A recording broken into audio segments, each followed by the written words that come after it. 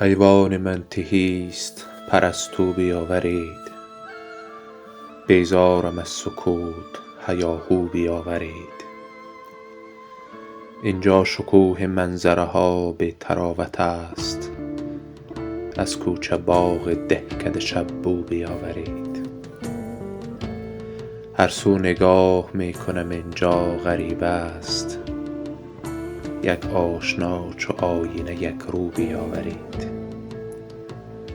یک مشت شعر نغز از استاد رودکی، بوی زمولیان و لب جو بیاورید.